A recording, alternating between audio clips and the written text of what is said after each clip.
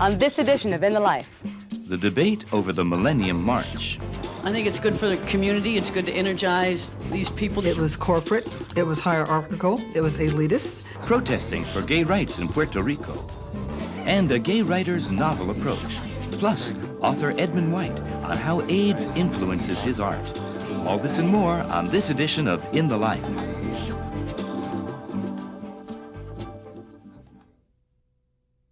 In the Life is funded in part by the H. Van Ameringen Foundation. Additional support provided by Michael A. Lepin, Orlando Reese and Bill Becker, Rick Weiland, Peter Zimmer and Jim Stepp, the Arcus Foundation, the Collingwood Foundation, the Gill Foundation, the Snowden Foundation, the Mitchell Gold Company, in the hopes of eliminating all types of fear and prejudice. The Gay Network, Gay.com, and the annual support of In the Life members like you.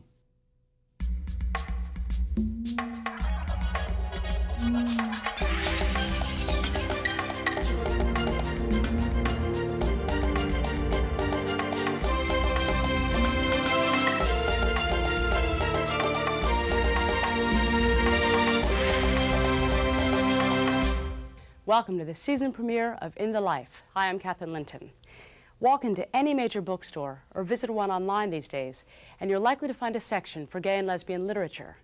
Or if you happen to pick up the New York Times book review in August, you would have seen a novel with gay and bisexual characters written by Lynn Harris right at the top of the bestseller list. Gone are the days when gay-themed books were considered too risky for mainstream marketing. Gay literature has come out of the closet. This mainstreaming has afforded new visibility and open doors for gay authors, but it has also had an effect on smaller bookstores, which used to be the primary outlets for alternative works. On this episode, correspondent Daniel Karslake reports on how gay and lesbian bookstores are faring against the competition from larger chains and .coms. You'll meet one of the rising new novelists whose books are proving popular with straight as well as gay readers. And Jonathan Capehart profiles celebrated author Edmund White as he reflects on art and activism. Wherever my eye would go in scanning the past, in trying to remember what happened to me, whatever seemed to me most momentous or most magical, that's what I would write about. But first, a different story about activism and a controversy that has polarized the gay political community. Last April, thousands of people turned out for the Millennium March on Washington. The event was held despite criticism from some quarters that it lacked diversity and grassroots support. Critics of the march staged counter-demonstrations, and just as troubling, the finances of a related event, the Millennium Festival, are now the target of an FBI investigation. In the Life correspondent Tim Curran reports on the lessons to be learned from the Millennium March and Festival. On April 30th, 2000, tens of thousands of gay, lesbian, bisexual, and transgender people converged on the nation's capital for the Millennium March on Washington for equality. But just how many tens of thousands is still the subject of intense debate and a reflection of the deep fault lines that cut across the gay community in the months leading up to the march.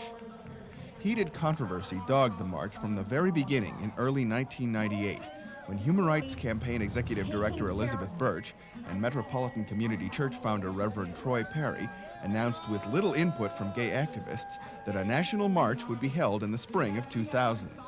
Mandy Carter from Durham, North Carolina, also on the Ad Hoc Committee for an Open Process. A group calling itself the Ad Hoc Committee for an Open Process organized in opposition, calling the march a betrayal of the traditional gay rights struggle for social justice. It was undemocratic, it was corporate, it was hierarchical, it was elitist, it was very white. For 2 years, the Ad Hoc Committee demanded racial diversity and a decision-making process open to everyone. They also demanded almost from the start that march organizers open their financial books. Meanwhile, the March board wrestled with logistics and fundraising, and although the board rebuffed the demands for wide-open decision-making and open books, they tried to address some of the issues raised by the Ad Hoc Committee. This board adopted some very strong statements regarding racism in our community. We really invited hundreds of people, very diverse group of people, to be a part of the stage. We invited people to work with us in the march. Eventually, though, the ad hoc committee urged the gay community to boycott the event. But there was no stopping the momentum, and inevitably, Millennium Weekend arrived. Couples, you may kiss. The early events focused on current mainstream gay issues like gay marriage and on celebration, as gay and lesbian superstars graced the stage at the Human Rights Campaign's Equality Rocks concert spectacular. I think it's good for the community. It's good to energize these people. These people are going to go home with just a good sense about them. And that's why I like being here. On Sunday, the unreliable Washington weather cooperated for once. But estimates of the crowds varied wildly, from a low of 125,000 from the ad hoc committee up to $750,000 from March organizers. For many people, the success or failure of the Millennium March will be judged by the numbers.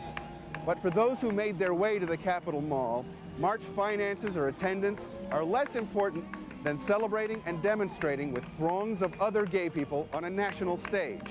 What they want, they say, is a chance to make the march their own. I think it's incredible. It means the whole world to me. I just wanted to say that when I saw all these people, I was so overwhelmed. I started crying. I was just like, oh my God, it's amazing. Few of those who marched knew about the controversy, and many of those who did dismissed it. I didn't hear about any different gays or lesbians who weren't going to come and weren't going to support it. I know of a lot who wish they could come to this, but they couldn't financially afford it, so I'm glad I could. Yeah, I've been aware of it, but it didn't bother me. I wanted to come here and make a statement, and I'm not interested in the internal politics that much.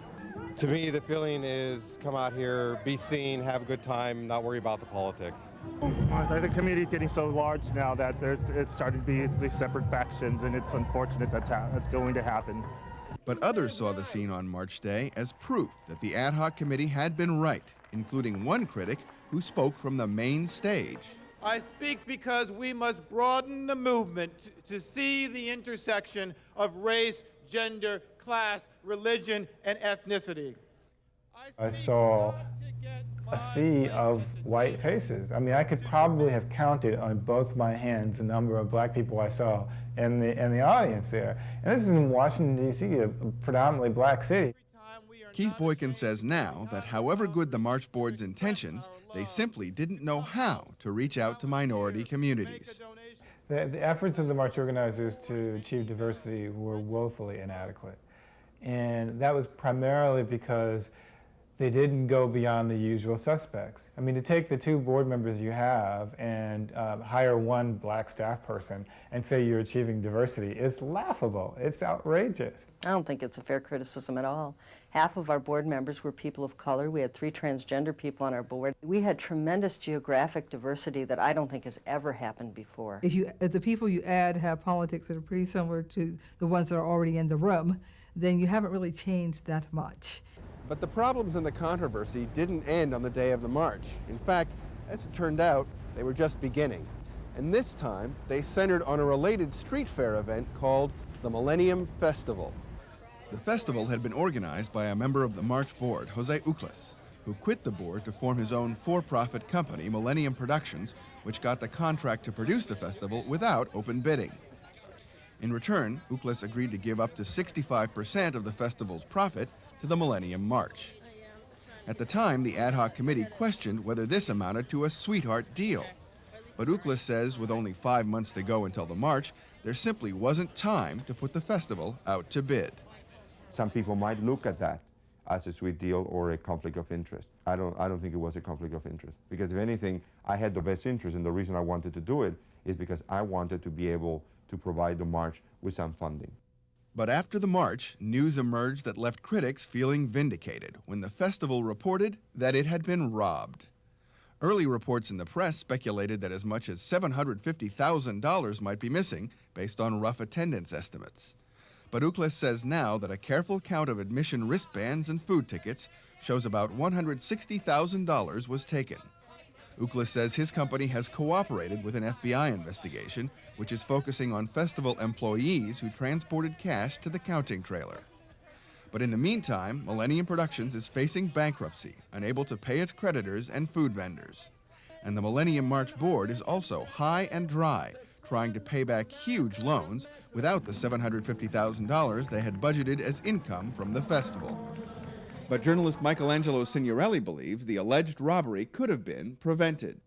It is the product of a series of lapses, sloppiness, incompetence, missed opportunities. If people were more on the ball, were more open, had opened their books, had let other talented people into the process, had asked people for help, we may not have had a situation where the festival was the event that was going to pay back all of these loans that were taken out. Besides the festival, the only other significant revenue source for the march was corporate donations.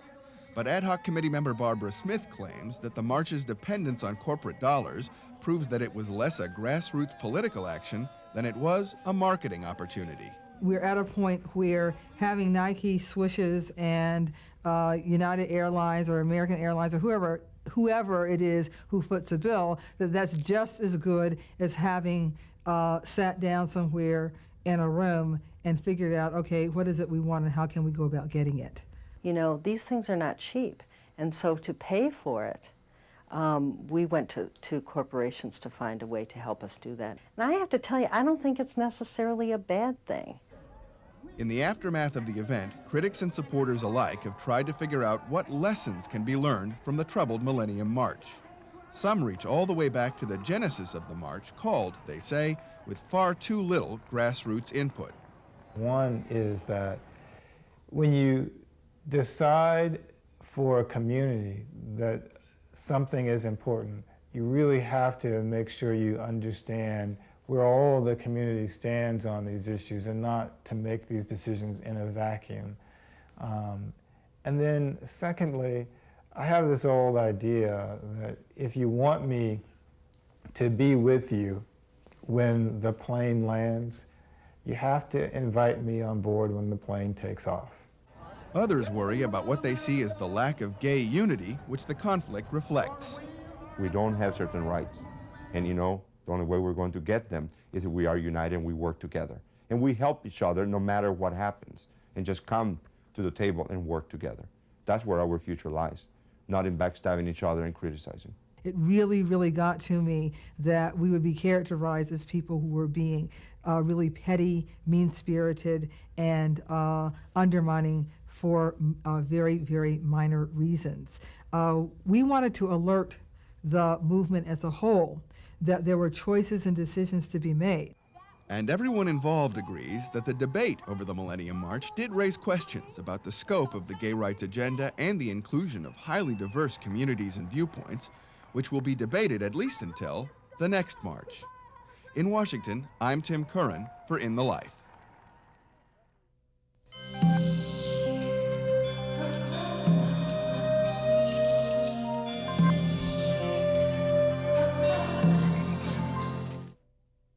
In our next segment, we move from Washington to the island of Puerto Rico, another place that has seen demonstrations by civil rights activists.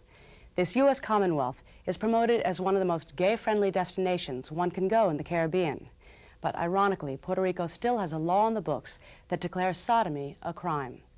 In the forefront of a movement to abolish this law is a woman who is a leader in the church and in the struggle for gay rights.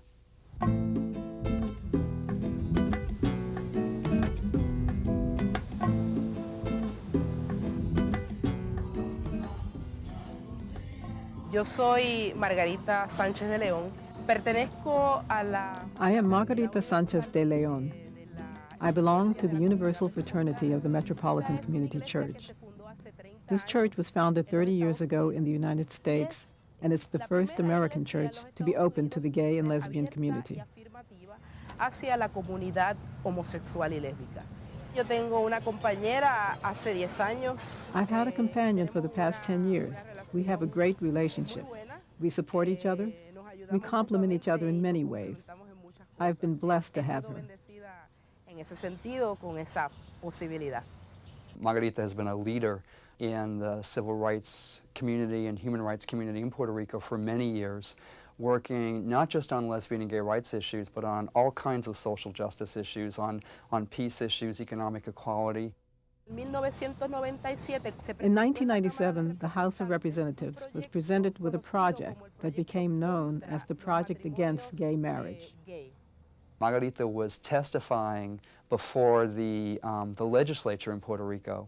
She was testifying in opposition to a bill that would prohibit gays and lesbians from marrying. When it was time for me to testify, along with other religious leaders against the project, I was the only person who was asked about her sexual orientation.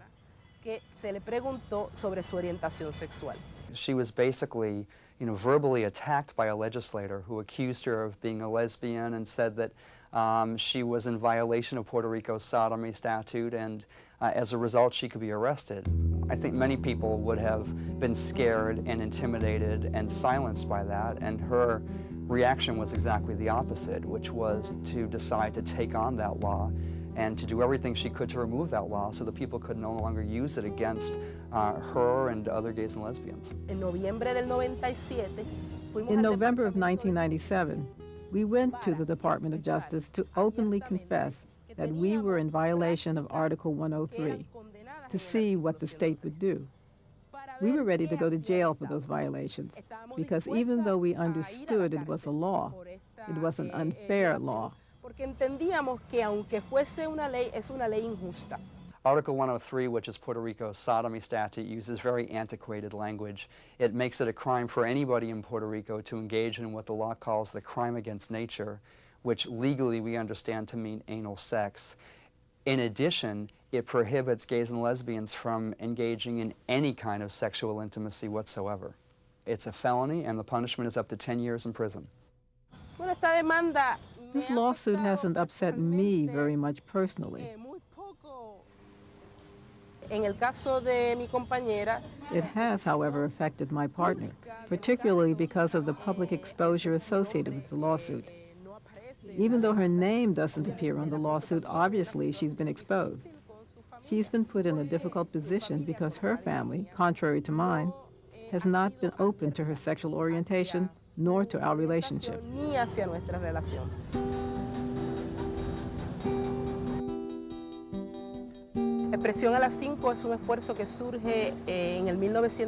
Last year, we started a demonstration called Expression at 5. We started it on the 29th of January, 1999, which is the International Day of Nonviolence and Peace. That day is also the anniversary of the death of Mahatma K. Gandhi. In this context of nonviolence and peace, we have this activity every Friday in front of the Capitol building. In these demonstrations, we condemn homophobia in Puerto Rico, in our society, and within its structures, whether social or cultural.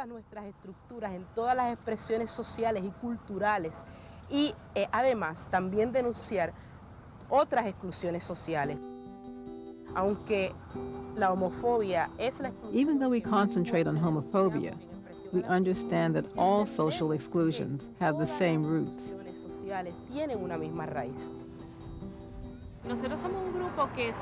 We are a group that has suffered a lot of invisibility. This is a way to tell society, especially to those who rule our country, that we exist, that we are citizens, that we have rights, and that we should be heard.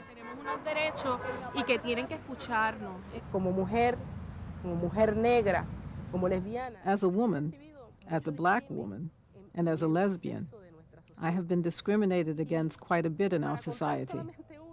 Once, for instance, I was denied the rental of an apartment because of the color of my skin.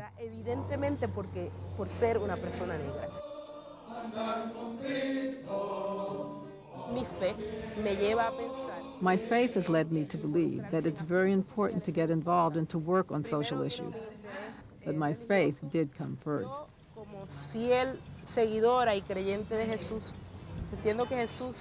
As a strong follower of Jesus, I believe that Jesus stood for and fought for the welfare of people. Jesus didn't only preach for people to repent. He would feed people, he would heal people, and he would denounce situations in their social context. no se ha sentido solo o sola. In 1960, every state in this country had a sodomy statute on the books. Today, of course, only 17 states have sodomy statutes on the books. And those laws, the laws that have been eliminated by legislatures which have repealed them, and some of them have been eliminated by lawsuits like this one. Básicamente, este artículo impacta. Basically, Article 103 impacts the gay community in the following manner. It makes our conduct and our lives a crime.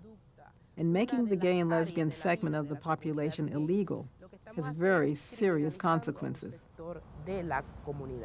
Y esto tiene un impacto muy serio. There was a case that was decided last year by the Court of Appeals in Puerto Rico. The case involved two gay men who were a couple. One of the men assaulted the other man, and the district attorney's office went to prosecute the man who was guilty of engaging in domestic violence, and the court ruled that the laws that prohibit domestic violence in Puerto Rico can't be used to protect gay people in relationships. Those relationships aren't entitled to protection because under Puerto Rico's sodomy statute, the sexual intimacy that those relationships involve is illegal. Una de las cosas que hemos sentido en nuestra vida. As gays and lesbians, we have felt the impact of these views on our personal lives. This is perhaps what informs our decision to take on these social issues and these political actions. It's that we can personally identify with oppression. I guess we can say that it's in light of the discrimination against us that we forge our ideals. Margarita is a very energetic, inspired and inspiring person. She just has tremendous vision, is very warm, very personable. I always believe that personal contact, whether it's a smile, a shake of hands, or a simple conversation, will breach any gap that may be between us. There is space for all of us in our society.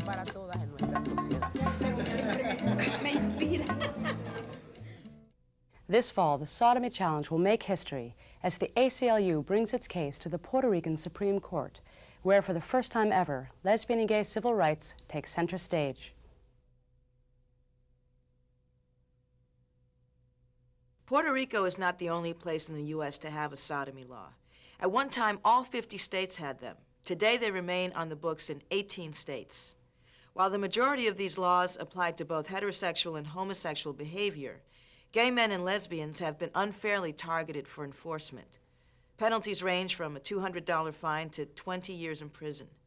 Sodomy laws have been used to take children away from parents, to arrest people for even discussing sex, and as a threat to silence the political voices of gay and lesbian people all over the country.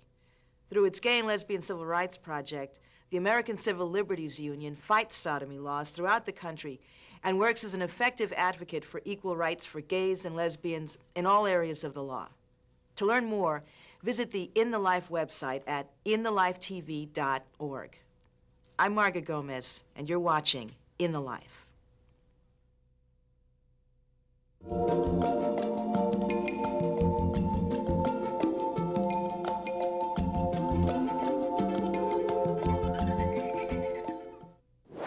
For this episode's In the Arts, a new play called Avow tackles sex and religion. Avow is basically about two young men who've been together for 3 years and they want to be married in the Catholic Church, which they are part of.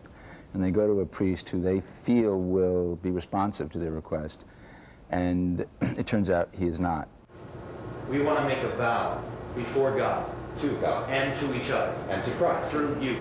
Well, I just think sexuality and religion is just very interesting. It's interesting how religion views the body and the expression of the body.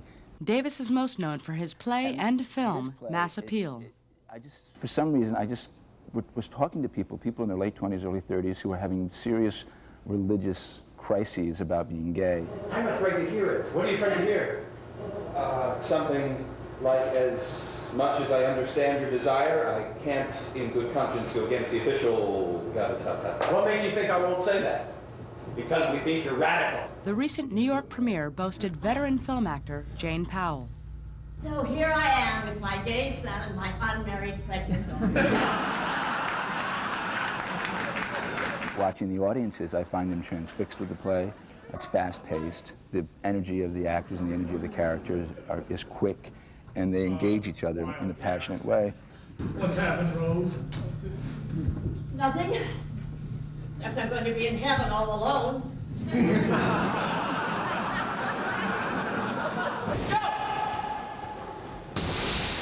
Engagement and energy are also staples of another group, the Elizabeth Streb Dance Company. We caught them at a public rehearsal in New York's Grand Central Terminal.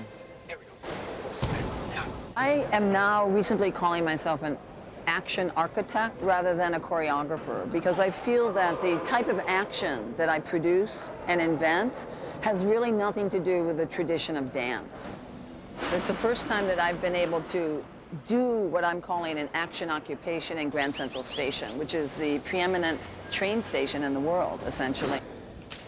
Streb's latest work is called Action Heroes, and she told us where you might look for her own heroes. Less formally, the circus, the rodeo, boxing, and everyone that sort of goes out there and accomplishes life-endangering actions.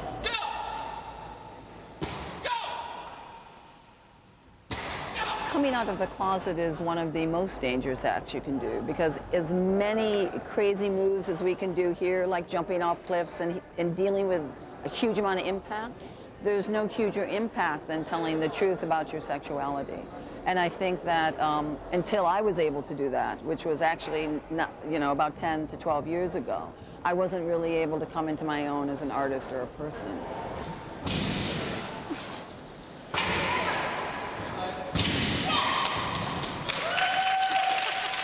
I think that it's very clear that I've had a large gay and lesbian following for the last 25 years. They come devotedly to the shows.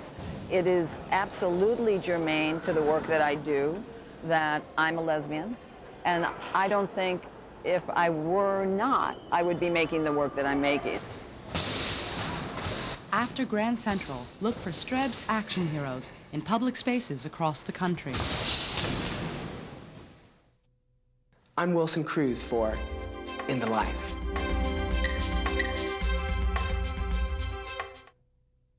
Still to come on In the Life.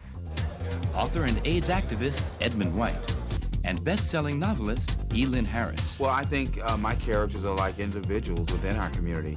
But first, Dan Karslake reports on gay bookstores and the struggle to survive in the era of the internet. With the proliferation of large chains like Barnes & Noble and Borders, and the growing popularity of book-selling sites on the internet, the last few years have been particularly difficult for small, locally owned gay and lesbian bookstores across the country. Many of these independents have struggled to redefine themselves just to keep their doors open. Still others have gone out of business altogether. We checked in with 3 of the survivors to see what they are doing to remain competitive. Amazon Bookstore Cooperative in Minneapolis, Minnesota, started doing business over 30 years ago. Barb Weiser is general manager of the store. It started on the front porch of Living Collective by these 2 women who evolved in the years into a business with a storefront, and we've moved several times, and we just moved to this location 2 days ago.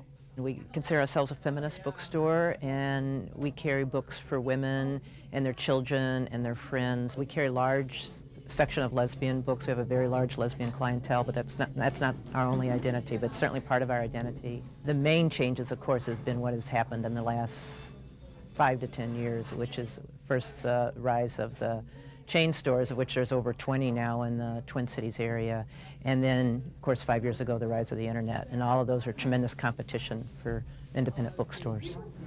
In order to remain competitive, the owners of the Amazon bookstore have changed the location of the store, added a coffee shop, and created a website. The cooperative has had to emphasize the more subtle strengths of the small independent as well. I think the big key really is customer service, and that we're a small enough store and a small enough staff that everybody's very knowledgeable, and that they can really help people figure out what they want, and that people want that personal touch. In the spring of last year, Amazon Bookstore Cooperative took their fight against their corporate competitors to a new venue, the courtroom, when they filed a trademark infringement suit against internet giant Amazon.com. When they first started, they were small too, and we didn't know about them. Nobody knew about them. I know that the cooperative dealt with things like people coming into their store trying to pick up things that they had ordered from Amazon.com. Scott McKinstry is with the American Booksellers Association. It was a difficulty for them, and they went to court to protect their name. We settled last fall, November. And I can't really speak about the settlement, but we were happy with it.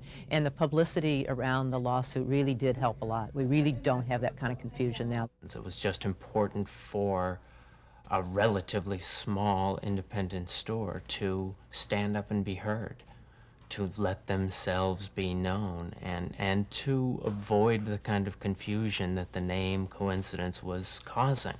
Across town at a Brothers Touch bookstore, owner Harvey Hertz has also felt the pressure of the large chains and the web. We're managing to stay open, a little scarier than it used to be, but I suppose the fact that we've been here 17 years and we're still open proves something. I try to think eventually people can get tired of the chains and tired of Amazon.com. And I'd rather go someplace and put something in my hands to see what it looks like, instead of ordering something sight unseen and who knows what I'm getting. I've also noticed that most of my customers are people that know that what it was like to open up a gay bookstore years ago when nobody else would do it. And most of the kids that I see don't know anything about gay history. They just sort of stop wherever they want along the way. What really annoys me is the fact that Borders and Barnes and Noble and all these huge corporations for years would never sell anything gay because they didn't want to offend all the straight people that came in the store. So you'd never see a gay book. And then all of a sudden they discovered a market. So why do all the gay people flock to there? Why not support your local neighborhood bookstore? Maybe we did too good a job. We created all this and everybody else saw the advantage of it. Now they're doing well and we're the ones that are disappearing. After 17 years, Harvey has decided to sell the bookstore. Michael Norman, an employee of Harvey's, plans to buy it. I think the store has enormous potential.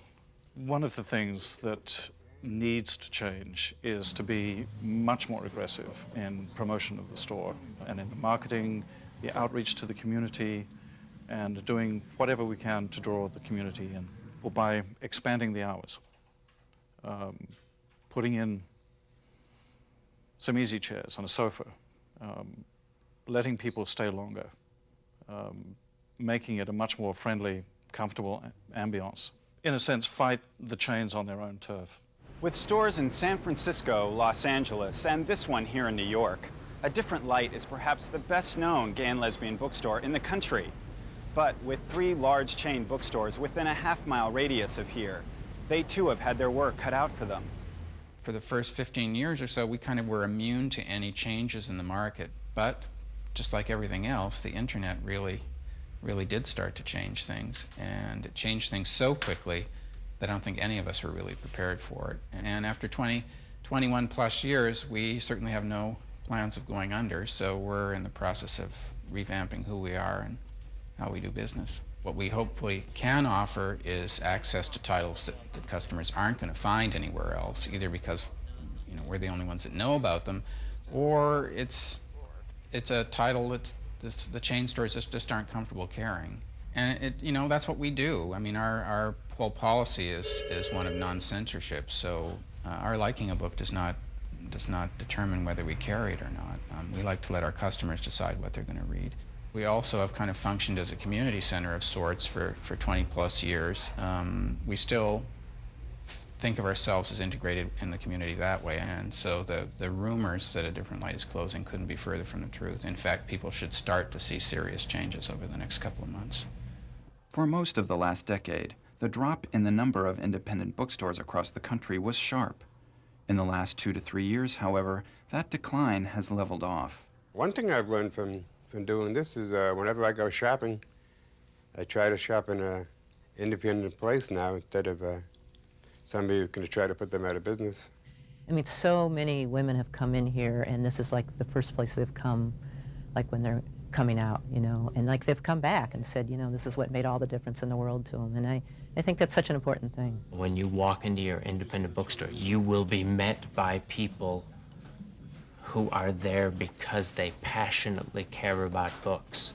And when they recommend a book to you, that's why they recommend it, because they've read it, they know it, and they love it. It's awfully important.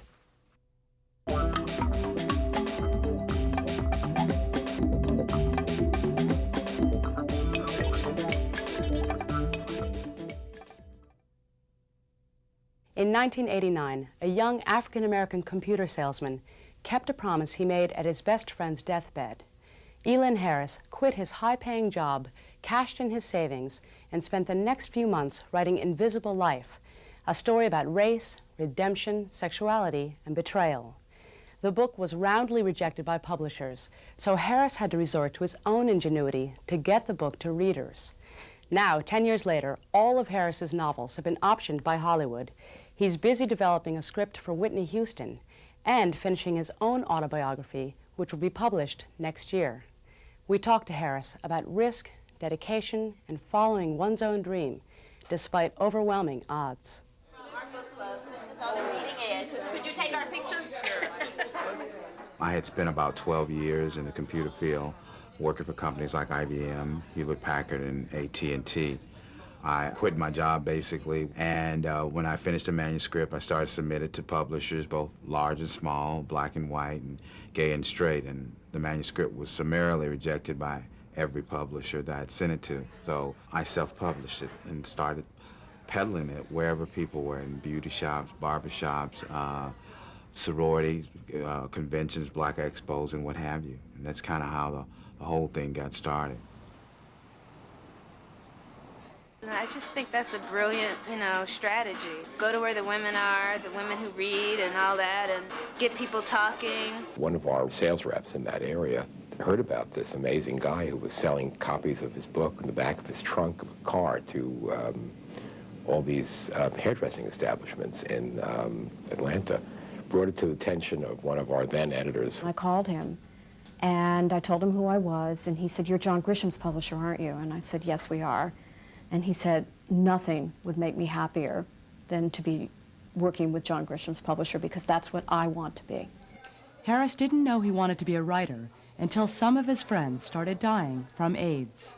When I was losing a lot of friends to AIDS, I would write them letters, and these would be long little letters about how we met and some of the good times in our lives, because quite frankly, I didn't want them to leave here without knowing what their friendship meant to me. And one of my friends, in his final days, he called me to visit, and we went to visit, and he told me how much those letters meant to him, and said that I had a gift for writing.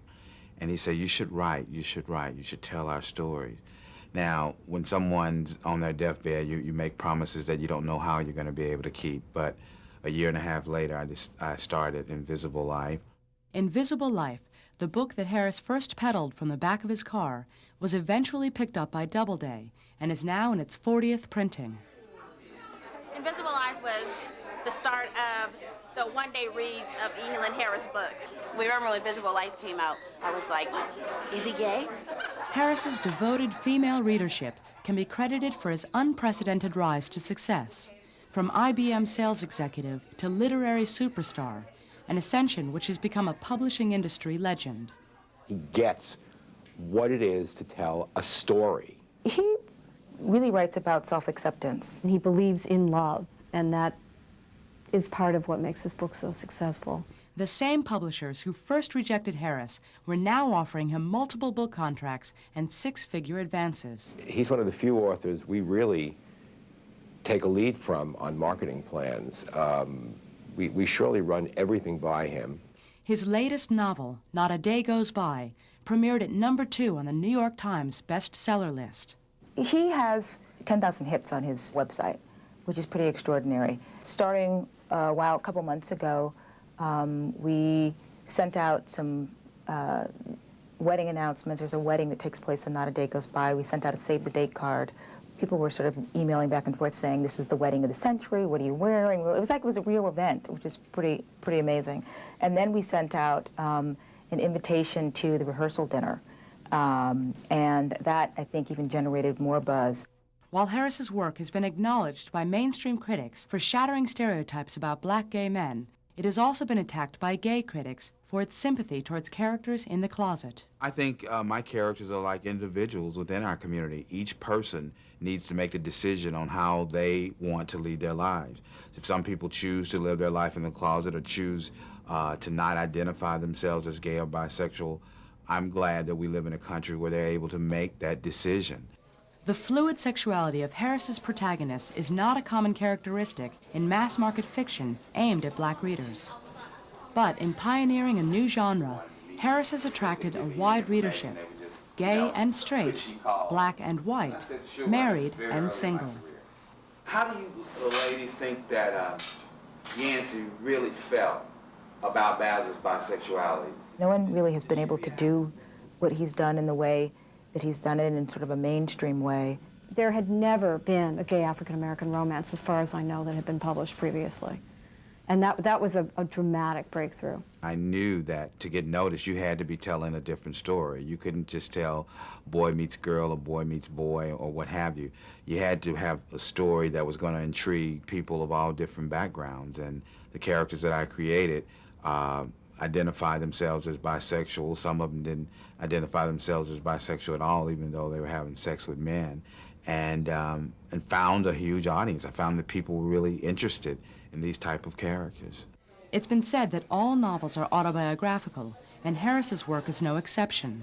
As his characters have struggled with telling the truth about themselves, so has Harris. I grew up in Little Rock, Arkansas, and I grew up in a very lower middle class, not even middle class, it was low income. But one of the things that I could aspire to were things that I saw on TV and things I read in books, to know that I didn't have to stay in the predicament that I was in as a child. If you asked him if he was gay when I first signed him up, he would say no.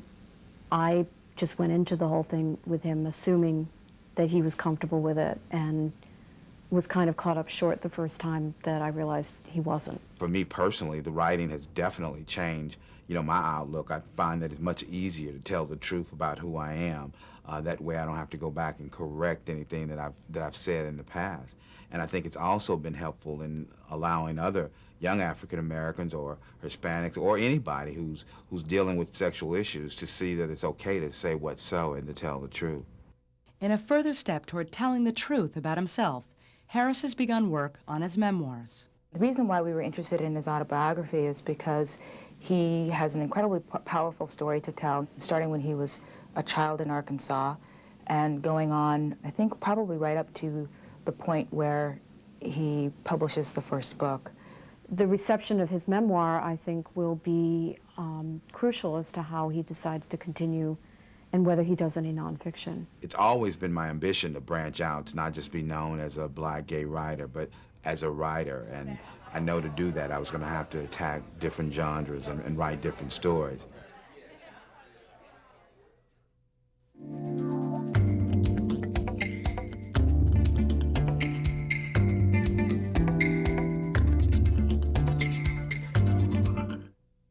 On this program's News and Notes, politics dominate the season. In the South, Georgia Democratic Governor Roy Barnes spoke at a July meeting of the Atlanta Executive Network, an organization of gay and lesbian business leaders. We were successful this year in passing hate crimes legislation, which went into effect on July 1st. Now, with this bill, we're sending a clear message to would-be criminals. Georgia does not tolerate crime, and Georgia does not tolerate hatred and bigotry as reasons for crime. Roy Barnes' appearance was the first by a Georgia governor to a gay group. In New York, the political primary season drew candidates to the Gay and Lesbian Community Center. Al Gore became the first sitting vice president to speak at the center. And it is an unparalleled opportunity in this election of the year 2000 to build a future where all Americans are seen for who they really are, not because of who they fall in love with, not because of how they feel, not because of how they feel, but because of who they are.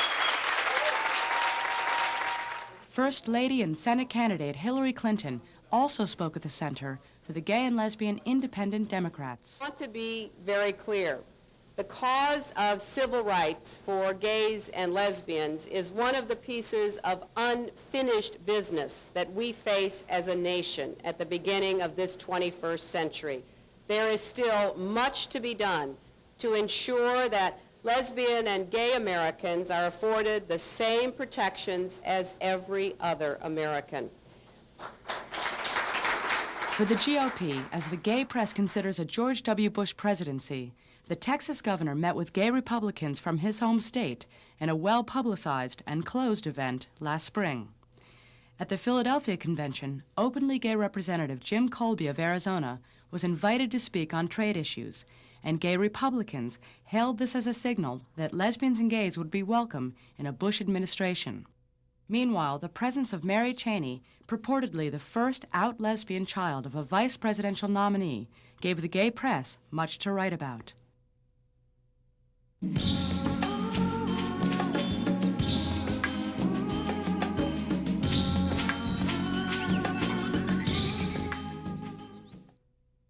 Edmund White was one of the first gay writers to explore his sexuality in fiction. Since the 1960s, he has published 14 novels and has taught creative writing at a number of Ivy League universities, including Princeton, where he currently teaches. His writing chronicles a generation and deals with life in the 1950s, coming out, love, guilt, the sexual revolution, and living with AIDS. White recently moved back to the U.S. after living in Paris for 16 years. We caught up with him in Provincetown, where he shared some of his thoughts and insights about his life and work. Okay, now I got to think where you're going, you see. It seems to me that AIDS is a subject that involves both love and death. Therefore, it's perfect subject matter for a novelist. And it's something I personally care about intensely because I've lost a couple hundred people that I've known, including several lovers. I was diagnosed HIV positive in 1985, and it turns out I belong to this very small and fortunate group of people, probably only 2% of all HIV people, who are what are called non-progressors. I mean, that is, I don't get worse. I feel like I was given a chance that was denied so many other writers I knew to go on writing and to testify to this important event. Wherever my eye would go in scanning the past, in trying to remember what happened to me, whatever seemed to me most momentous or most magical, that's what I would write about. For instance, some of the first sexual encounters, the whole experience of going to a shrink and trying to go straight, talking about that. Those things in the 50s, actually participating in the Stonewall Uprising as I did, which ends The Beautiful Room is Empty. We rushed down to buy the morning papers to see how the Stonewall Uprising had been described. It's really our Bastille Day, Lou said. But we couldn't find a single mention in the press of the turning point of our lives. Over his career, 14 of White's books have been published. However, a number of his novels that were deemed too gay remain unpublished in an archive at Yale University. I had started submitting gay novels in the 1960s to publishers, and they were always rejected, oftentimes by gay editors, because they were all in the closet. If they espoused a book, it would mean that they would be coming out, which they weren't prepared to do, nor was it a good climate to come out in. The first autobiographical novel I wrote was Boy's Own Story, and it had a surprising success, but I think it was partly because it was about adolescence, and the character was not really very sexually experienced. I mean, he was somebody who was worrying about his sexual orientation, and I think that's something that teenagers in general can identify with. Not long ago, I had a 19-year-old black man from South Africa come up to me and say, "Oh, it's amazing, your story is exactly like mine." I said, "It is? How could that be?" But I suppose if you go far enough inside yourself and really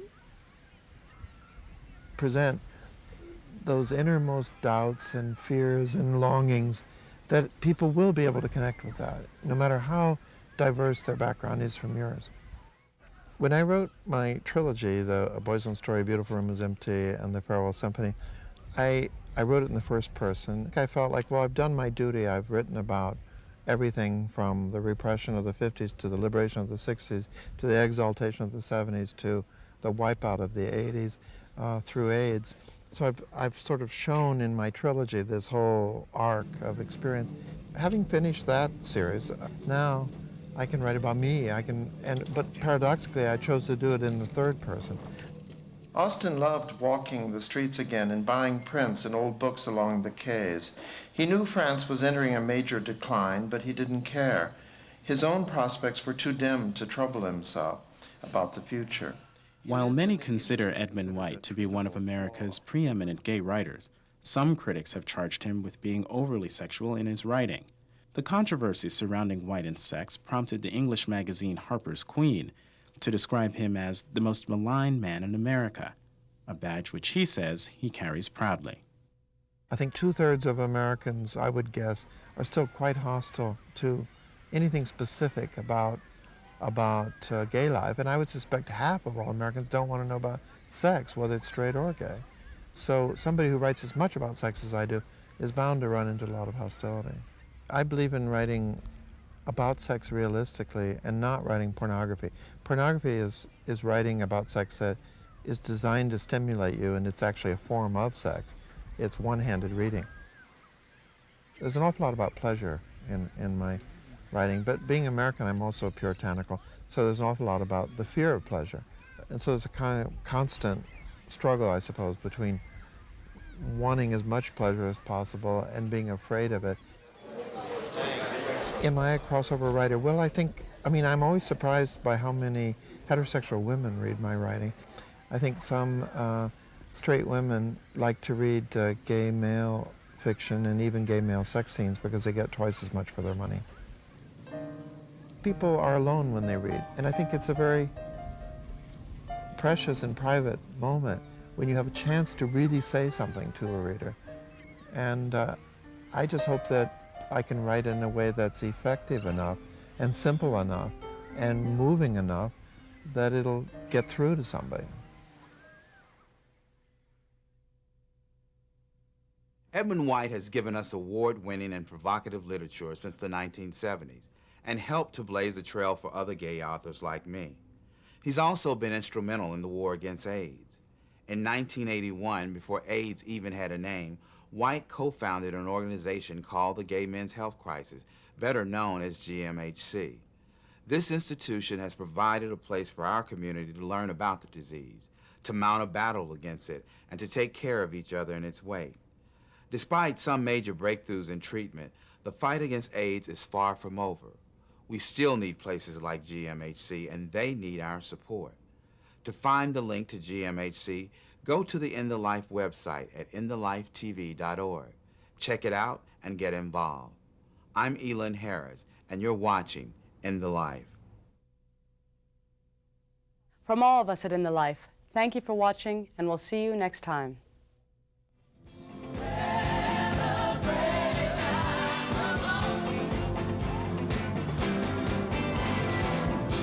It's time to come together. It's up to you. What's your reason? Everyone around the world, come on! Yeah. It's a celebration. Celebrate good times, come on! It's a celebration.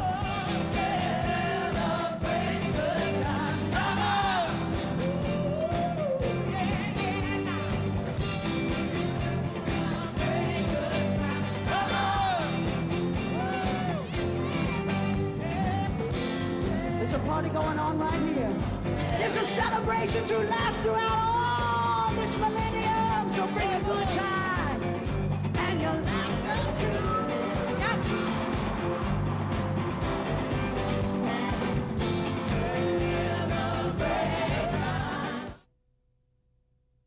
In the Life is funded in part by the H. Van Ameringen Foundation. Additional support provided by Michael A. Lepin, Orlando Reese and Bill Becker, Rick Weiland, Peter Zimmer and Jim Stepp, the Arcus Foundation, the Collingwood Foundation, the Guild Foundation, the Snowden Foundation, the Mitchell Gold Company, in the hopes of eliminating all types of fear and prejudice. The Gay Network, Gay.com, and the annual support of In the Life members like you.